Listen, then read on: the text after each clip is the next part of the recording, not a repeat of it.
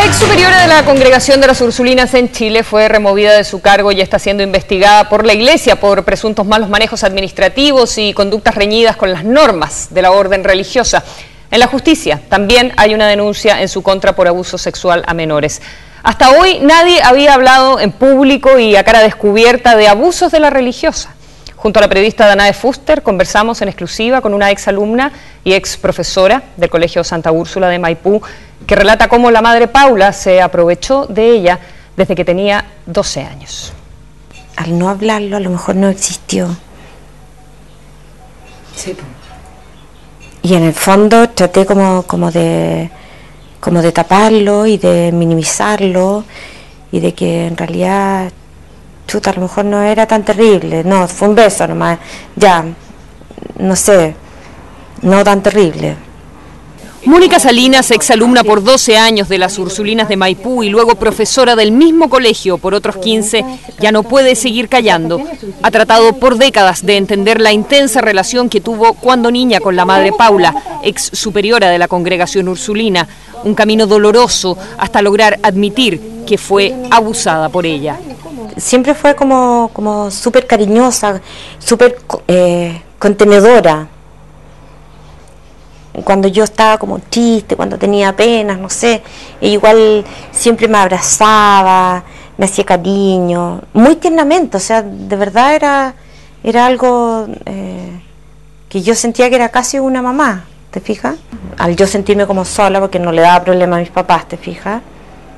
Y entonces, de repente eso hizo que yo me volcara tanto en ella y ella me entregó lo que yo necesitaba, que era preocupación por mí sola, ¿te fijas? Hija de una familia de 10 hermanos, cuya madre murió cuando ella era adolescente, Isabel Lagos Droguet se educó en las Ursulinas y tomó los hábitos como Sor Paula a fines de los años 60. Vinculada sobre todo al Colegio Santa Úrsula de Maipú, hizo clases, formó novicias y se convirtió en superiora a mediados de los 80. Era una mujer alegre y dinámica, aunque autoritaria en su liderazgo.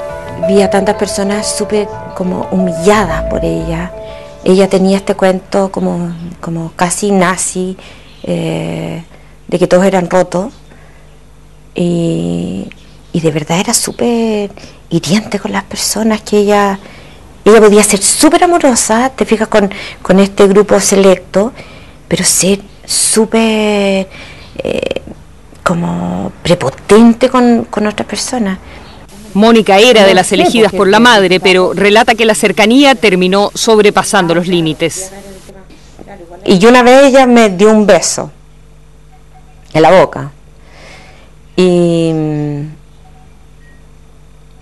sentí que hasta ella misma se sorprendió. Entonces ella a eso lo llamaba regalos de Dios, que esos eran regalos de Dios y que eso en realidad era algo solo de nosotras dos, porque nadie más lo iba a entender. Y como te digo, eso súper como ligado a que yo sentía que iba creciendo como en mi encuentro con Dios.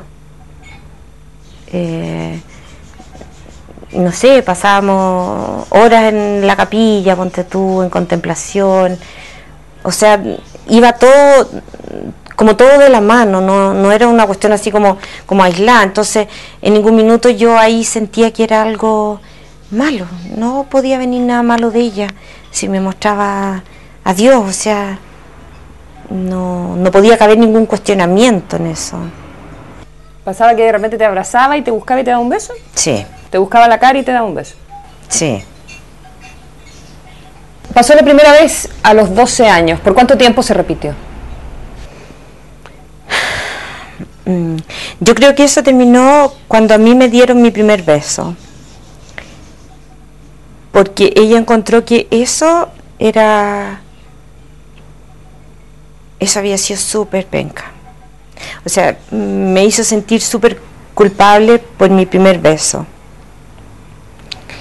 y que en el fondo ya los regalos de Dios no podían ser, porque como que yo había manchado eso con este beso con un hombre.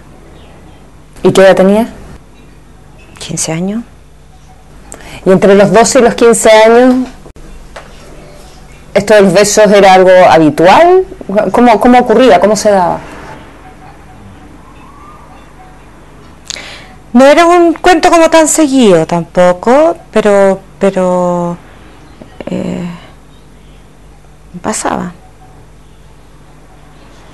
Ella siempre, como te digo, como regaloneándome, o no sé, pues era así. ¿No te provocaba rechazo? Suena raro, pero no me cuestionaba eso.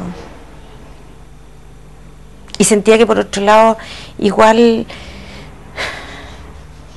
la monja era un gran apoyo, pero se metía cualquier cantidad en la vida de nosotros. O sea, bueno, de hecho los gallos me tenían que ir a buscar al convento, ¿te fijas?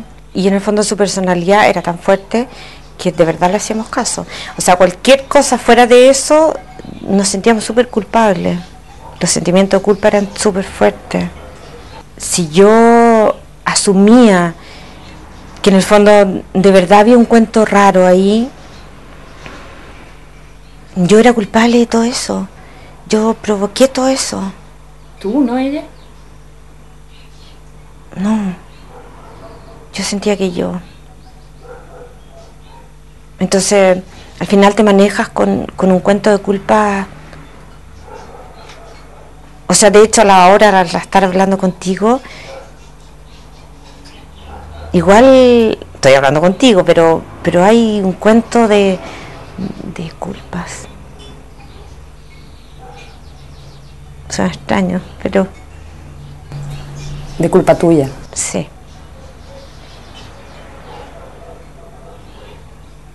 O sea, me siento casi siendo traidora al hablar contigo.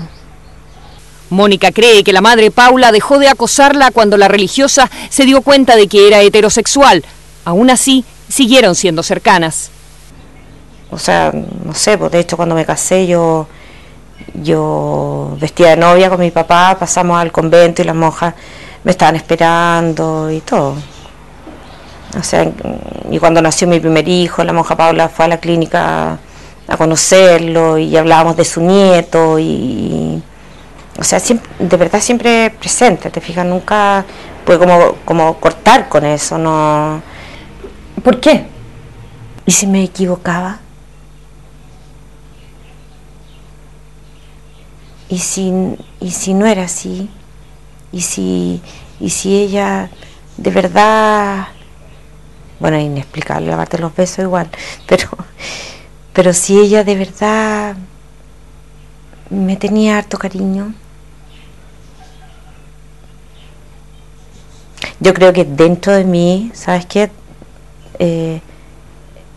Hay un lugarcito dentro de mí que quiere pensar que no era todo tan mentira, que la monja sí tenía un lado no tan turbio.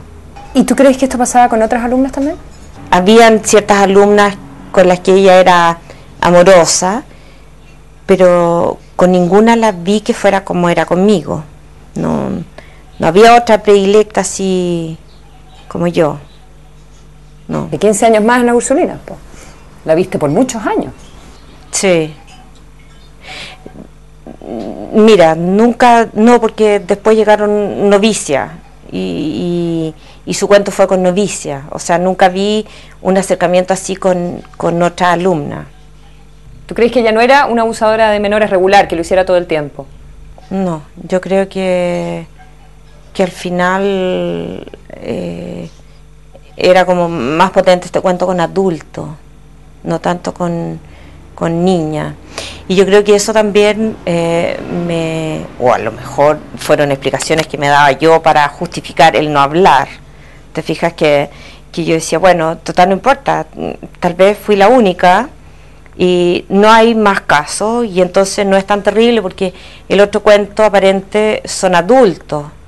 ¿Cómo ha sido para ti saber que haya otras alumnas que en el fondo igual pasaron como la misma pena que puedo haber pasado yo y que a lo mejor por todo este cuento que no se habla, que todo se trata de tapar, que se trata de esconder debajo de la alfombra, hace que que personas al final terminen creciendo con sentimientos de culpa, porque esto de verdad genera sentimientos de culpa. Las contradicciones acompañaron a Mónica por años hasta que la traumática separación de su primer marido la hizo cortar el cordón que la ataba a la madre Paula. Se fue del colegio y comenzó el lento proceso de asumir lo que había sucedido. En el fondo pienso en esta niñita que se cayó, que no habló, en esta niñita que se llama Mónica. Y yo encontré mi diario de vida y era una niñita como tan sola, que se sentía tan sola. Y entonces, sirva o no sirva, en algún minuto uno tiene que soltar porque es parte del sanarte, y sin un afán como de venganza, de revanchismo, nada de eso, sino solo hablar para sanarte. He querido trabajar también el perdón. Entonces yo decía, mira, ya igual ella está súper enferma. O sea, la monja ya no le va a hacer esto a nadie más, ¿te fijas? Pero conversábamos igual que a lo mejor ya no se va a llamar Madre Paula, se va a llamar, no sé, Juanita, se va a llamar, no sé. Y en el fondo van a existir casos de personas que abusen con niños. Entonces, a lo mejor en la medida de hablarlo, también como papá puedes estar mucho más alerta de lo que están viviendo tus hijos. ¿Qué esperas que suceda con ella, con la madre Paula? Quiero que ella, antes de morir, se reconcilie con ella misma. Y abra los ojos. Y asuma la responsabilidad ella de todas sus cosas. De todas las humillaciones que le hizo pasar a mucha gente. Y de todo este cuento tan raro. Mónica no está segura si llevará su caso a la justicia, solo espera que dar la cara sirva para que la historia no se repita y para que su ciclo personal, por fin, pueda cerrarse. Y como departamento de prensa queremos agradecer el enorme depósito de confianza que han hecho las víctimas en nosotros y honrar a su vez esa confianza. Vamos a ir a una